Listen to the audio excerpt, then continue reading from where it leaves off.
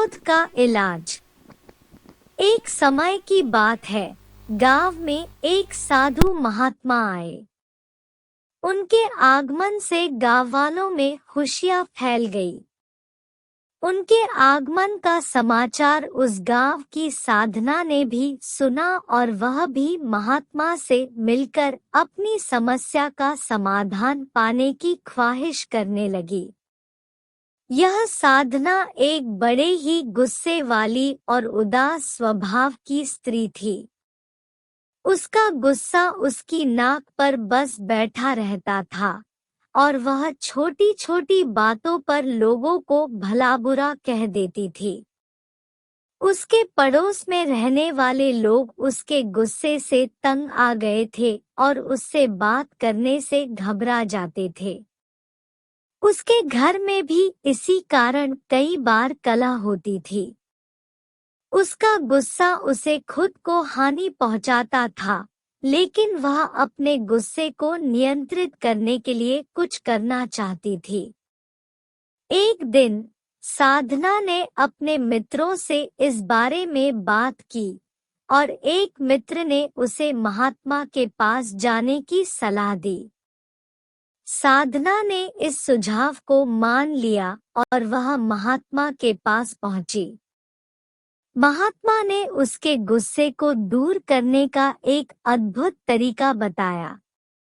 उन्होंने उसे एक शीशी दी और कहा, जब भी तुम्हें गुस्सा आए तो इस शीशी से दवाई पी लो। साधना ने विश्वास कर लिया और वह उस शीशी को अपने साथ लेकर घर लौट आई। जैसे ही उसको गुस्सा आता उसको नियंत्रित करने के लिए वह शीशी से दवाई पीती थी। इस तरह उसका मुंह बंद रहता था और वह गुस्से के मौके पर कुछ बोलने से बच जाती थी। धीरे धीरे साधना ने देखा कि उसका गुस्सा कम हो रहा था। 7 दिनों बाद जब शीशी की दवा खत्म हो गई तो वह फिर से महात्मा के पास गई। वह बड़े खुशी खुशी महात्मा के पास पहुंची और बोली, महात्मा जी, आपने मुझे बहुत ही अद्भुत दवा दी है, जिससे मेरा गुस्सा छूमंतर हो गया है। महात्मा हंसते हुए बोले, पुत्री, उस शीशी में कोई दवा नहीं थी, उसमें सादा पानी था। साधना हैरानी से पूछी, तो फिर मेरा गुस्सा कैसे कम हो गया? महात्मा ने बताया, गुस्से को नियंत्रित करने का यह सही तरीका है कि तुम अपने मुंह को बंद रखो। जब तुम अपने मुंह में पानी पीती थी तो तुम कुछ बोल नहीं सकती थी और इससे तुम्हारा गुस्सा छूमंतर हो गया। इसलिए अब से यही करो, गुस्सा आने पर अपने मुंह को बंद करो। साधना ने इस सरल उपाय को अपनाया और उसका गुस्सा धीरे धीरे कम हो गया।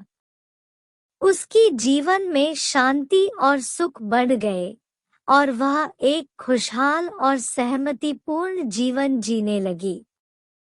इस कहानी से हमें यह सीखने को मिलता है कि क्रोध को नियंत्रित करने के लिए हमें अपने मुंह को बंद रखने का प्रयास करना चाहिए।